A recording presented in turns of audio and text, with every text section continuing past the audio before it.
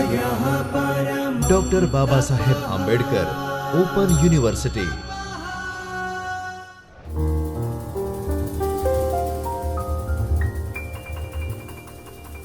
विद्यार्थी मित्रों नमस्कार। मैं डॉक्टर बाबा साहब आंबेडकर ओपन यूनिवर्सिटी अहमदाबाद के चैतन्य स्टूडियो से हिंदू स्टडीज डिपार्टमेंट में असिस्टेंट प्रोफेसर शुभम तिवारी आज के इस संवाद सत्र में एक बार पुनः आपका हार्दिक स्वागत और अभिनंदन करता हूं।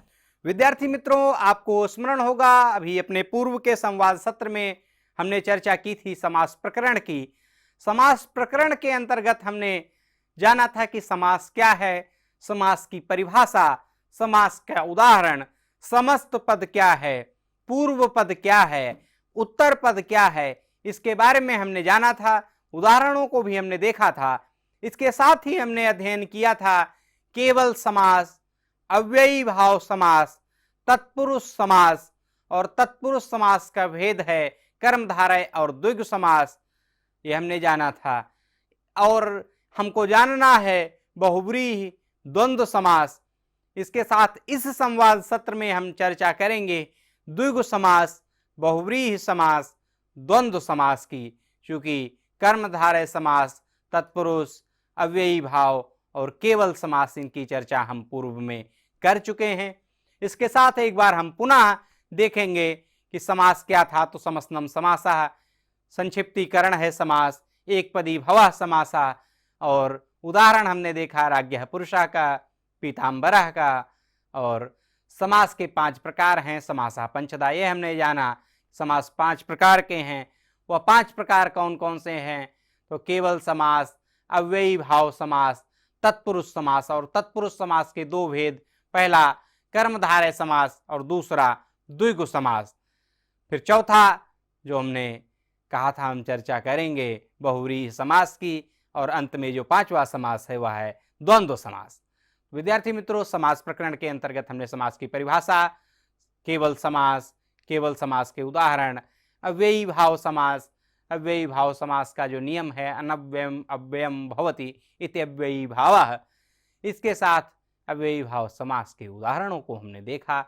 तत्पुरुष समास क्या है हमने ये जाना, किस प्रकार से विभक्ति चिन्हों का जो कारक चिन्ह होते हैं इनका किस प्रकार से लोप होता है यह हमने जाना। तत्पुरुष समास के हमने उदाहरणों को देखा, प्राणपति, प्राणों का पति, दानवीर, दान देने में वीर, इसको दान लेने में वीर हम न समझें, घुड़दौड़, घोड़ों की दौड़। फिर कर्मधारय समास को हमने जाना था कि विशेषण विशेष्य का संबंध होता है, उपमान उपमेय का संबंध होता है। नील कमल के उदाहरण के माध्यम से हमने जाना था कि जो कमल है, कमल की विशेषता बताने का जो शब्द है वह है नील, यानी कि नीला। वह कमल की विशेषता बता रहा है कि कमल कैसा है, हमको उत्तर मिलता है कि वह नीला है। तो नीला जो शब्द है, नील जो शब्द है, वह कमल की विशेषता बता रहा है। तो हमने कर्मधारय समास का उदाहरण देखा, कर्मधारय समास के हमने नियम देखे, और सबसे महत्वपूर्ण जो विशेष तथ्य के रूप में हमने जाना कि समानाधिकरण तत्पुरुष समास को कर्मधारय समास भी कहते हैं। अर्थात दूसरे तरह से अगर हम जाने कि कर्मधारय समास को समानाधिकरण तत्पुरुष समास भी कहते हैं, यह भी हम इसको कहते हैं। कर्मधारय समास हमने जाना। कर्मधारय समास के हमने उदाहरणों को देखा, महाजनः, महादेवः, महाकविः, नीलकमलम, नीलोत्पलम, नीलकमलम और श्वेतांबरः, ऐसा हमने यहाँ पर देखा था। अब हम इस संवाद सत्र में सीखेंगे कि द्विगु समास क्या है।